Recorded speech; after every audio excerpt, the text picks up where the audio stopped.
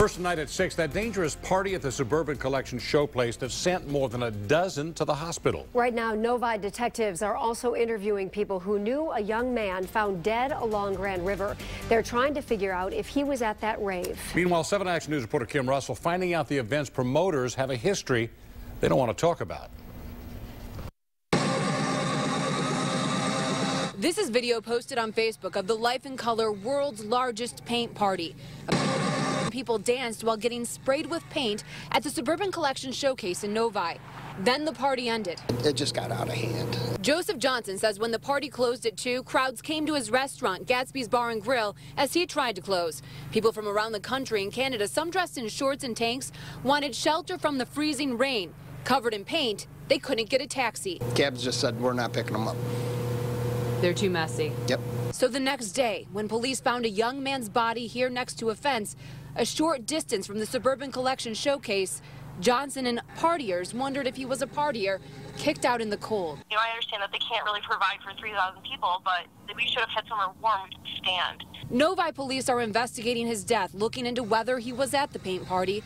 When 7 Action News started looking into the event, we learned disturbing information. The aftermath of the party also kept emergency rooms busy. We're told numerous partiers were taken to multiple hospitals, 15 of them to Providence Park here in Novi. And this isn't the first time. Research other Life in Color parties put on across the country, and to learn about injuries or deaths at parties in Missouri, Connecticut, and Washington. We were looking too at just history with the events, having a lot of people go to the hospital. Is that something that you guys are addressing?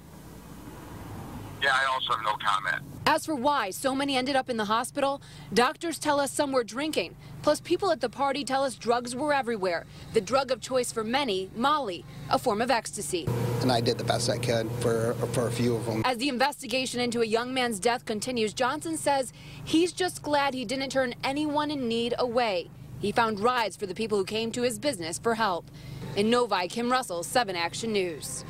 We went digging into the event's Facebook page. On there, we found people saying, BYOM, bring your own Molly. So what exactly is Molly? The Drug Enforcement Agency describes it as a pure form of ecstasy. The designer drug has surfaced at many large music events, often with tragic consequences.